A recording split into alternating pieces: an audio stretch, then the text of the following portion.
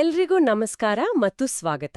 ಇವತ್ತು ನಾವು ಒಂದು ಬಹಳ ಮುಖ್ಯವಾದ ಪದವಿ ಬಗ್ಗೆ ಮಾತಾಡ್ತಾ ಇದ್ದೀವಿ. ಅಂದ್ರೆ ವಿಜ್ಞಾನ ಲೋಕಕ್ಕೆ ಒಂದು ಗಟ್ಟಿ ಅಡಿಪಾಯ ಹಾಕೋ ಕೋರ್ಸ್ BSc. ಅದ್ರಲ್ಲೂ ಭೌತಶಾಸ್ತ್ರ, ರಸಾಯನಶಾಸ್ತ್ರ ಮತ್ತು ಗಣಿತ ಅಂದ್ರೆ PCM ಕಾಂಬಿನೇಷನ್. ಈ ಎಲ್ಲ ಮಾಹಿತಿ ನಮಿಗ್ ಸಿಕ್ಕಿರೋದು BSc PCM ಪಠ್ಯಕ್ರಮ, ವೃತ್ತಿಗಳು ಮತ್ತು ಭವಿಷ್ಯದ ನಿರೀಕ್ಷೆಗಳು ಅನ್ನೋ ಒಂದು ವರದಿಯಿಂದ. ನಮ್ಮ ಇವತ್ತಿನ ಚರ್ಚೆಯ ಮುಖ್ಯ ಗುರಿ ಏನು ಅಂದ್ರೆ, ಈ ಡಿಗ್ರಿಯೊಳಗೇನಿದೆ, ಏನೆಲ್ಲ ಕಲಿಸ್ತಾರೆ, ಯಾವ ಸ್ಕಿಲ್ಸ್ ಬರುತ್ತೆ, ಆಮೇಲೆ ಮುಂದೆ ದಾರಿಗಳೇನು, ಕೆಲಸ ಸಿಗುತ್ತಾ, ಸಿಕ್ಕರೆ ಎಲ್ಲಿ, ಅಥವಾ ಇನ್ನೂ ಮುಂದೆ ಓದಬೋದಾ, ಹೀಗೆ ಇದ್ರ ಬಗ್ಗೆ ಒಂದು ಕ್ಲಿಯರ್ ಆದ ಚಿತ್ರಣ ಕೊಡೋ ಪ್ರಯತ್ನ. ಸರಿ, ಹಾಗಾದ್ರೆ ಶುರು ಮಾಡೋಣ. ಇದು ಒಂಥರ ಬರೀ ಡಿಗ್ರಿ ಸರ್ಟಿಫಿಕೇಟ್ ಅಷ್ಟೇ ಅಲ್ವಲ್ಲ, ನಮ್ಮ ಸುತ್ತಮುತ್ತ ಇರೋ ಪ್ರಪಂಚವನ್ನ ಸೈಂಟಿಫಿಕ್ ಆಗಿ ನೋಡಕ್ಕೆ, ಲಾಜಿಕಲ್ ಆಗಿ ಯೋಚನಿಸೋಕೆ ಇದೊಂದು ಒಳ್ಳೆ ಸ್ಟಾರ್ಟಿಂಗ್ ಪಾಯಿಂಟ್. ಹಾಗಾದ್ರೆ ಮೊದಲನೇ ಪ್ರಶ್ನೆ, ಈ BSc PCM ಪದವಿ ಅಂದ್ರೇನು, ಇದರ ಮುಖ್ಯ ಉದ್ದೇಶವಾದ್ರೂ ಏನು, ಯಾವ ಥರದ ಸ್ಟೂಡೆಂಟ್ಸ್ಗೆ ಇದು ಹೆಚ್ಚು ಸೂಕ್ತ ಆಗ್ಬೋದು? ಖಂಡಿತ ಇದರ ಮೇನ್ ಫೋಕಸ್ ಏನಪ್ಪಾ ಅಂದ್ರೆ ಫಿಸಿಕ್ಸ್, ಕೆಮಿಸ್ಟ್ರಿ, ಮ್ಯಾಥ್ಸ್. ಈ 3 ಸಬ್ಜೆಕ್ಟ್ಗಳ ಬೇಸಿಕ್ ಪ್ರಿನ್ಸಿಪಲ್ಸ್ ಇದೆಯಲ್ಲ, ಅದರಲ್ಲಿ ಒಂದು ಸ್ಟ್ರಾಂಗ್ ಅಂಡರ್ಸ್ಟ್ಯಾಂಡಿಂಗ್ ಕೊಡೋದು. ಈಗ ಯಾರಿಗೆ ವಿಷಯಗಳನ್ನ ಆಳವಾಗಿ ತಿಳ್ಕೋಬೇಕು, ಯಾಕೆ ಹೀಗೆ, ಹೇಗೆ ಇದು ಕೆಲಸ ಮಾಡುತ್ತೆ ಅಂತ ಪ್ರಶ್ನೆಗಳು ಬರುತ್ತೋ, ಕ್ಯೂರಿಯಾಸಿಟಿ ಇರೋರಿಗೆ. ಹೌದು, ಕರೆಕ್ಟ್. ಪ್ರಕೃತಿಯ ನಿಯಮಗಳ ಬಗ್ಗೆ ಒಂದು ಸಹಜವಾದ ಕುತೂಹಲ, ಆಮೇಲೆ ಪ್ರಾಬ್ಲಮ್ ಸಾಲ್ವಿಂಗ್ನಲ್ಲಿ ಆಸಕ್ತಿ ಇರೋರಿಗೆ ಇದು ಬೆಸ್ಟ್ ಚಾಯ್ಸ್ ಅಂತ ಹೇಳ್ಬೋದು. ಇನ್ನೊಂದು ಮುಖ್ಯ ವಿಷಯ, ಇದು ಬರೀ ಥಿಯರಿ ಅಲ್ಲ, ಪುಸ್ತಕ ಓದೋದಷ್ಟೇ ಅಲ್ಲ. ಅಂದ್ರೆ ಪ್ರಾಕ್ಟಿಕಲ್ಸ್ ಕೂಡ ಇರುತ್ತೆ. ಖಂಡಿತ. ಥಿಯರಿ ಎಷ್ಟು ಮುಖ್ಯವೋ ಪ್ರಾಕ್ಟಿಕಲ್ ಸ್ಕಿಲ್ಸು ಅಷ್ಟೇ ಮುಖ್ಯ ಇಲ್ಲಿ. ಲ್ಯಾಬ್ನಲ್ಲಿ ಎಕ್ಸ್ಪೆರಿಮೆಂಟ್ಸ್ ಮಾಡೋದು, ಬಂದ ರಿಸಲ್ಟ್ಸ್ನ ಅನಲೈಸ್ ಮಾಡೋದು, ಹೀಗೆ. ಸೊ ಇದು ಥಿಯರಿ ಮತ್ತು ಪ್ರಾಕ್ಟಿಕಲ್ ನಾಲೆಜ್ನ ಒಂದು ಒಳ್ಳೆ ಮಿಕ್ಸ್. ಈ ಕಾಂಬಿನೇಷನ್ ಸ್ಟೂಡೆಂಟ್ಸ್ಗೆ ರಿಸರ್ಚ್ ಫೀಲ್ಡಿಗೆ ಹೋಗೋಕೆ ಅಥವಾ ಟೆಕ್ನಾಲಜಿ, ಟೀಚಿಂಗ್, ಇಂಜಿನಿಯರಿಂಗ್ ಹೀಗೆ ಬೇರೆ ಬೇರೆ ಕ್ಷೇತ್ರಗಳಿಗೆ ರೆಡಿ ಮಾಡುತ್ತೆ. ಹಾಗಾದ್ರೆ ಇದು ಬರೀ ಸೈಂಟಿಸ್ಟ್ ಆಗೋರಿಗೆ ಮಾತ್ರ ಅಲ್ಲ, ಬೇರೆ ದಾರಿಗಳು ಇವೆ. ನಿಖರವಾಗಿ. ಅಷ್ಟೇ ಅಲ್ಲ, ಮುಂದೆ ಓದ್ಬೇಕು ಅನ್ನೋರಿಗೆ ಅವ್ರಿಗಿದು ಒಳ್ಳೆ ಬೇಸ್, ತುಂಬ ಸ್ಟ್ರಾಂಗ್ ಫೌಂಡೇಶನ್. ಉದಾಹರಣೆಗೆ ಆಸ್ಟ್ರೋಫಿಸಿಕ್ಸ್, ಮೆಟೀರಿಯಲ್ ಸೈನ್ಸ್, ನ್ಯಾನೋಟೆಕ್ನಾಲಜಿ. ಬಯೋಟೆಕ್ನಾಲಜಿ ಕೂಡ ಹೇಳಿದ್ರಿ ಅಲ್ವಾ? ಹೌದು, ಬಯೋಟೆಕ್ನಾಲಜಿ. ಈ ತರಹದ ಅಡ್ವಾನ್ಸ್ಡ್ ಸಬ್ಜೆಕ್ಟ್ಗಳಲ್ಲಿ ಮಾಸ್ಟರ್ಸ್ ಮಾಡೋಕೆ ಇದು ಒಳ್ಳೆ ವೇದಿಕೆ. ಸರಿ, ಈಗ ಸ್ವಲ್ಪ ಸಿಲೆಬಸ್ಗಡೆ ಹೋಗೋಣ. ಈ 3 main subjects physics, chemistry, maths, ಇದರಲ್ಲಿ ಮುಖ್ಯವಾಗಿ ಏನೇನು ಕವರ್ ಆಗುತ್ತೆ? ಫಿಸಿಕ್ಸ್ನಿಂದ ಸ್ಟಾರ್ಟ್ ಮಾಡೋಣವಾ? ಖಂಡಿತ.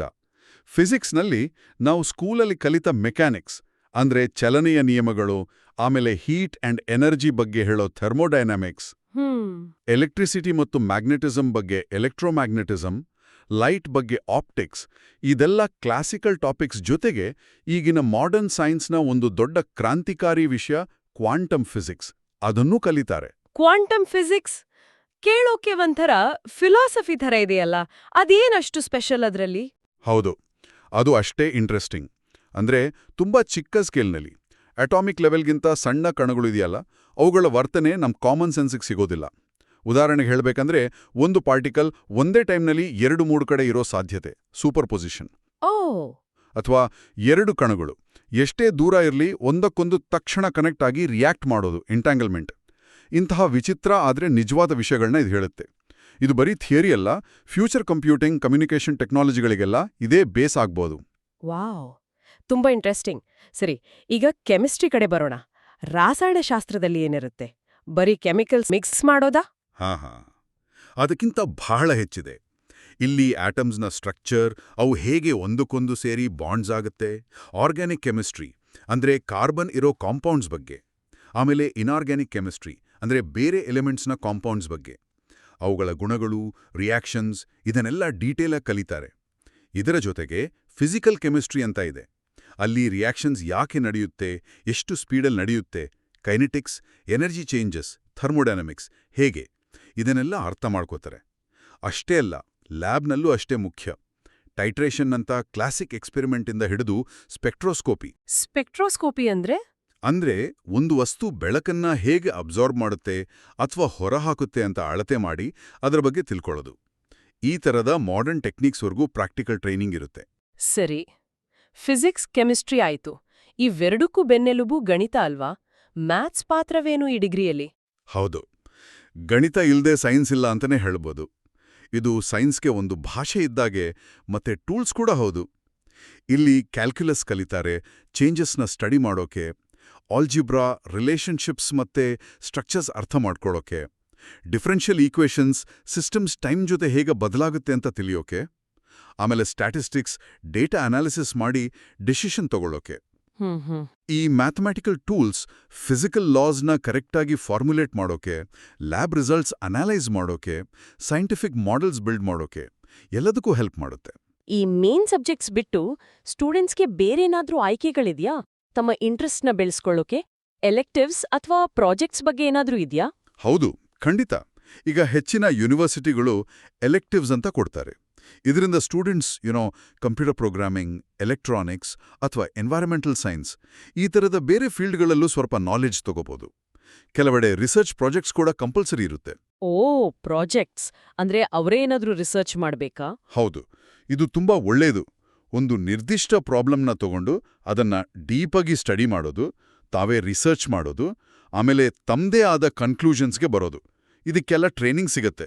ಸೊ ಒಟ್ಟಾರೆಯಾಗಿ ನೋಡಿದ್ರೆ ಈ ಸಿಲೆಬಸ್ ಬರೀ ಸಬ್ಜೆಕ್ಟ್ ನಾಲೆಜ್ ಅಷ್ಟೇ ಅಲ್ಲ, ಲಾಜಿಕಲ್ ಥಿಂಕಿಂಗ್, ಅನಾಲಿಟಿಕಲ್ ಸ್ಕಿಲ್ಸ್, ಆಮೇಲೆ ತಾವೇ ಕಲಿಯೋ ಒಂದು ಹ್ಯಾಬಿಟ್ ಇದೆಯಲ್ಲ ಅದನ್ನೂ ಡೆವಲಪ್ ಮಾಡೋ ಹಾಗೆ ಡಿಸೈನ್ ಆಗಿದೆ ಅಂತ ಹೇಳ್ಬೋದು. ತುಂಬಾ ಚೆನ್ನಾಗಿ ಹೇಳಿದ್ರಿ. ಹಾಗಾದ್ರೆ ಈ 3 ವರ್ಷದ ಓದು ಮುಗಿದಾಗ ಒಬ್ಬ ಸ್ಟೂಡೆಂಟ್ ಯಾವೆಲ್ಲ ಸ್ಕಿಲ್ಸ್ನ ಗಳಿಸ್ಕೊಂಡಿರ್ತಾನೆ? ವರದಿಯಲ್ಲಿ analytical reasoning, quantitative analysis, laboratory techniques ಅಂತ ಹೇಳಿದ್ದಾರೆ. ಅದ್ರ ಜೊತೆಗೆ mathematical modelling, experimental design, scientific reporting ಮತ್ತೆ ಟೀಮ್ ಕೊಲಾಬರೇಷನ್ ಕೂಡ ಇದೆ. ಈ ಮ್ಯಾಥಮ್ಯಾಟಿಕಲ್ ಮಾಡೆಲಿಂಗ್ ಅಂದ್ರೆ ಈಗ ಒಂದು ರಿಯಲ್ ಪ್ರಾಬ್ಲಮ್ ಇರುತ್ತೆ ಅನ್ಕೊಳ್ಳಿ. ಅದು ಕ್ಲೈಮೇಟ್ ಚೇಂಜ್ ಇರಬಹುದು, ಸ್ಟಾಕ್ ಮಾರ್ಕೆಟ್ ಇರಬಹುದು.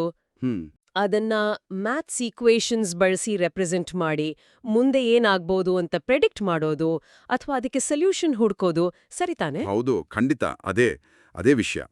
ಈಗ ಒಂದು ಮುಖ್ಯವಾದ ಪ್ರಶ್ನೆ ಬರುತ್ತೆ. ಈ ಸ್ಕಿಲ್ಸ್ ಎಲ್ಲ ಬರೀ ಅಕಾಡೆಮಿಕ್ಸ್ಗೆ ಅಂದ್ರೆ ಓದೋಕ್ಕೆ ಮಾತ್ರ ಸೀಮಿತನಾ ಅಥವಾ ಹೊರಗಡೆ ಕೆಲಸಕ್ಕೆ ಜಾಬ್ ಮಾರ್ಕೆಟಲ್ಲಿ ನಿಜವಾಗ್ಲೂ ಇದಕ್ಕೆಲ್ಲ ಬೆಲೆ ಇದೆಯಾ? ಖಂಡಿತವಾಗಿಯೂ ಇದೆ.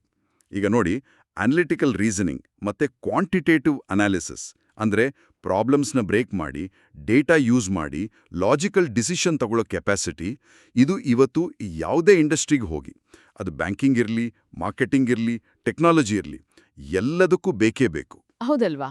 ಆಮೇಲೆ ಲ್ಯಾಬ್ ಸ್ಕಿಲ್ಸ್ ಇದೆಯಲ್ಲ, ಅದು ಪ್ರಿಸಿಷನ್, ಪೇಷನ್ಸ್, ಒಂದು ಸಿಸ್ಟಮ್ಯಾಟಿಕ್ ಅಪ್ರೋಚ್ ಕಲಿಸ್ತೆ. ಮ್ಯಾಥಮ್ಯಾಟಿಕಲ್ ಮಾಡೆಲಿಂಗ್, ಎಕ್ಸ್ಪೆರಿಮೆಂಟಲ್ ಡಿಸೈನ್ ಇವು ಕ್ರಿಯೇಟಿವಿಟಿ, ಇನೋವೇಷನ್ಗೆ ದಾರಿ ಮಾಡುತ್ತೆ. ಇನ್ನು ಸೈಂಟಿಫಿಕ್ ರಿಪೋರ್ಟಿಂಗ್, ಟೀಮ್ ಕೊಲಾಬ್ರೇಷನ್ ಇವು ಕಮ್ಯುನಿಕೇಷನ್, ಟೀಮ್ ವರ್ಕ್ನಂಥ ಸಾಫ್ಟ್ ಸ್ಕಿಲ್ಸ್ನ ಬೆಳೆಸುತ್ತೆ. ಇದು ಕೆರಿಯರ್ನಲ್ಲಿ ಮುಂದೆ ಹೋಗಕ್ಕೆ ತುಂಬಾನೇ ಮುಖ್ಯ.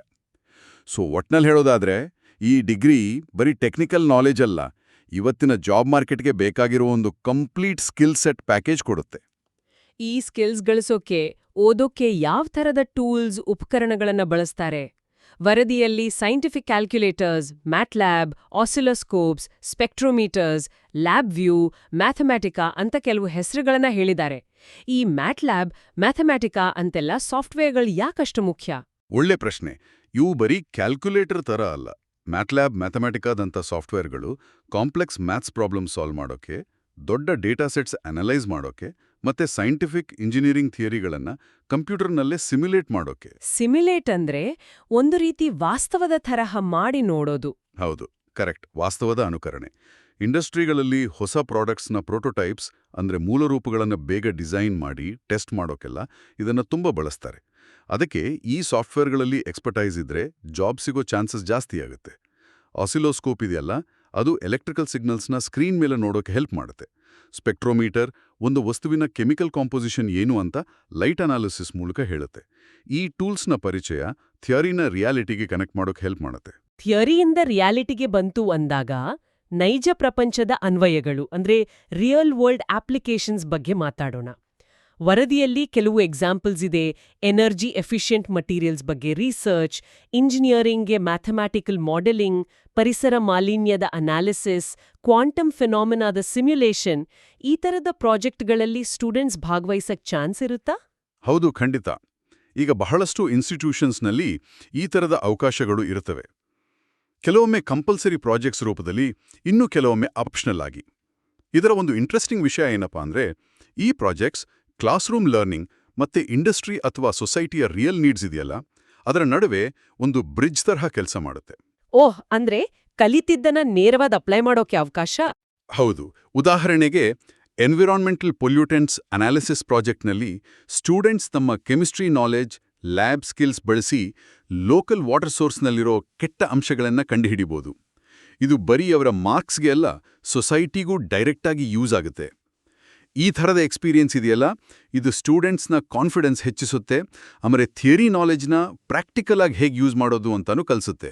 ಇದು ನಿಜಕ್ಕೂ ಬಹಳ ಮುಖ್ಯವಾದ ಅನುಭವ. ಸರಿ, ಈಗ ಎಲ್ಲರೂ ಕಾಯ್ತಾ ಇರೋ ಪ್ರಶ್ನೆಗೆ ಬರೋಣ.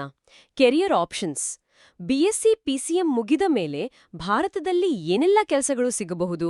ವರದಿಯಲ್ಲಿ ಗವರ್ನ್ಮೆಂಟ್, ಪ್ರೈವೇಟ್ ಎರಡೂ ಸೆಕ್ಟರ್ನಲ್ಲಿ ಅವಕಾಶ ಇದೆ ಅಂತ ಹೇಳಿದ್ದಾರೆ. Research assistant, data analyst, scientist, junior engineer, lab technician, quality assurance, QA analyst. QA analyst ಅಂದ್ರೆ ಪ್ರಾಡಕ್ಟ್ಸ್ ಅಥವಾ ಸರ್ವಿಸಸ್ ಕ್ವಾಲಿಟಿ ಸ್ಟ್ಯಾಂಡರ್ಡ್ಸ್ ಮೀಟ್ ಮಾಡ್ತಾ ಇಲ್ವಾ ಅಂತ ಚೆಕ್ ಮಾಡೋರು ಇಲ್ವಾ? ಹೌದು, ಅದೇ.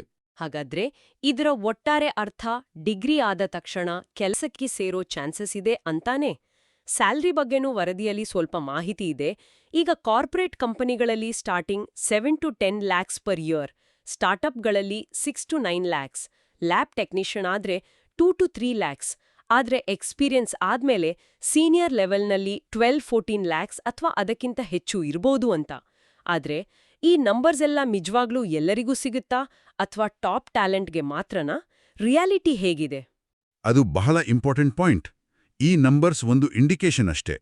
ನಿಜವಾದ ಸ್ಯಾಲರಿ ವ್ಯಕ್ತಿಯ ಸ್ಕಿಲ್ಸ್, ಕಾಲೇಜಿನ ರೆಪ್ಯುಟೇಷನ್, ಕೆಲಸ ಕೊಡೋ ಕಂಪನಿ, ಆಮೇಲೆ ಇಂಟರ್ವ್ಯೂನಲ್ಲಿ ಹೇಗೆ ಪರ್ಫಾರ್ಮ್ ಮಾಡ್ತಾರೆ, ಇದೆಲ್ಲದರ ಮೇಲೆ ಡಿಪೆಂಡ್ ಆಗುತ್ತೆ. ಖಂಡಿತವಾಗಿಯೂ ಒಳ್ಳೆ ಅಕಾಡೆಮಿಕ್ ರೆಕಾರ್ಡ್, ಎಕ್ಸ್ಟ್ರಾ ಸ್ಕಿಲ್ಸ್ ಇರೋರಿಗೆ ಒಳ್ಳೆ ಪ್ಯಾಕೇಜ್ ಸಿಗೋ ಸಾಧ್ಯತೆ ಜಾಸ್ತಿ. ಆದ್ರೆ ಈ ಡೈರೆಕ್ಟ್ ಜಾಬ್ಸ್ ಜೊತೆಗೆ ನಾವು ಈಗಿನ ಎಮರ್ಜಿಂಗ್ ಫೀಲ್ಡ್ಸ್ ಕಡೆನೂ ಗಮನ ಕೊಡಬೇಕು. Data science, analytics, artificial intelligence, AI, machine learning, ML, chemical and materials engineering, environmental science, ಈ ಫೀಲ್ಡ್ಸ್ಗಳಲ್ಲಿ ಪಿಸಿಎಂ ಬ್ಯಾಕ್ಗ್ರೌಂಡ್ ಇರೋರಿಗೆ ಈಗ ತುಂಬಾ ಡಿಮ್ಯಾಂಡ್ ಇದೆ. ಓ, ಯಾಕೆ ಅಂದ್ರೆ ಈ ಡಿಗ್ರಿಯಲ್ಲಿ ಕಲಿಯೋ mathematical reasoning, analytical ability, scientific approach ಇದೆಯಲ್ಲ, ಇದು ಈ ಹೊಸ ಟೆಕ್ನಾಲಜಿ ಫೀಲ್ಡ್ಸ್ಗಳಿಗೆ ಬೇಕಾಗಿರೋ ಫೌಂಡೇಶನ್. ಬೇರೆ ಡಿಗ್ರಿಯವರಿಗಿಂತ ಕಾಂಪ್ಲೆಕ್ಸ್ ಡೇಟಾ ಸೆಟ್ಸ್ನಲ್ಲಿರೋ ಪ್ಯಾಟರ್ನ್ಸ್ನ ಗುರುತಿಸೋಕೆ ಪಿಸಿಎಂ ಸ್ಟೂಡೆಂಟ್ಸ್ಗೆ ಈ ಬೇಸ್ ತುಂಬಾ ಹೆಲ್ಪ್ ಆಗುತ್ತೆ.